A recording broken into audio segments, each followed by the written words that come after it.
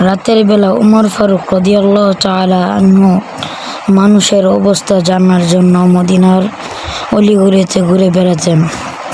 যদি জানতে পারতেন যে কেউ বিপদগ্রস্ত তখন তাকে সাহায্য করতেন।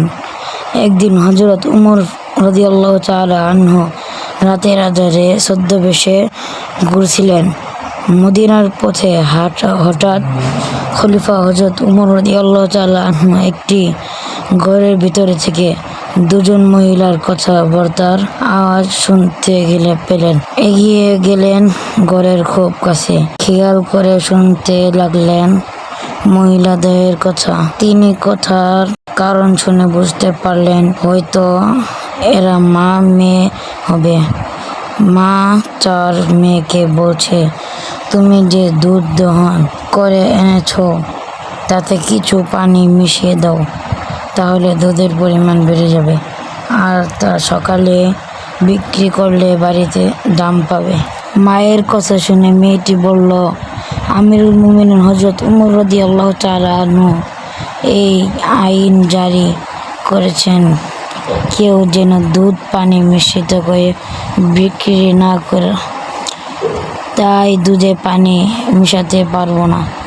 মেয়ের কথা শুনে মা বলল, এই গভীর রাতে তো আর খলিফা ওমর দেখবে না যে তুমি দুধে পানি মিশিয়েছ, আর কেউ কি তা বুঝতে পারবে যে তুমি দুধে পানি মিশিয়েছ?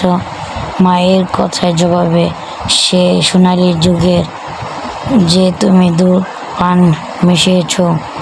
মায়ের কথা জবাবে সেই সোনালী যুগের একটি যুবতী নারী কি বলে শুনুন, যা আজ 1400 বছর পরেও একটি শিক্ষাতীয় উদাহরণ হিসেবে অমর হয়ে আছে।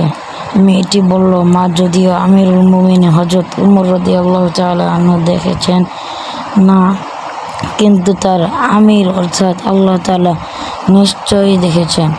তাহলে এই কাজ আমি কিভাবে করি? খলিফাতুল মুসলিমিন হযরত উমর রাদিয়াল্লাহু তাআলা আনহু বাইরে দাঁড়িয়ে শুনছিলেন মা মেয়ের এই কথাগুলো। এক সময় রাত গড়িয়ে সকাল হলো। হযরত উমর রাদিয়াল্লাহু তাআলা আনহু সেই মেয়েটির খবর নিলেন। কে এই মেয়ে যার হৃদয়ে আল্লাহর ভয় এত প্রবল? খবর নেওয়ার পর খলিফা হযরত উমর রাদিয়াল্লাহু তাআলা আনহু সুন্দর একটি সিদ্ধান্ত নিলেন।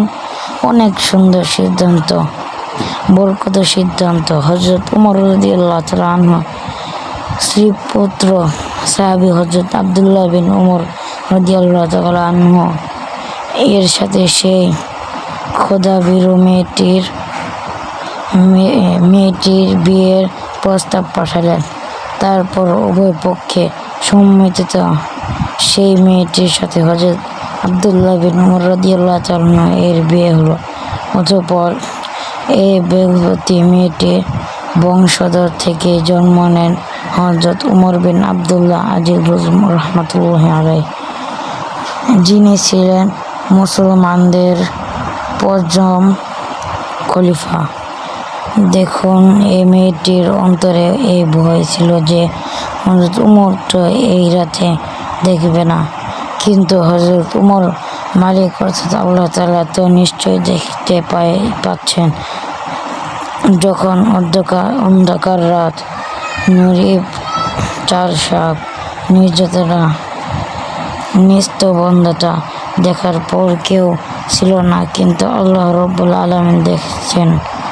একটা স্মরণ করাই হলো তাকওয়া। আল্লাহ আমাদের তৌফিক দান করুন, আমিন।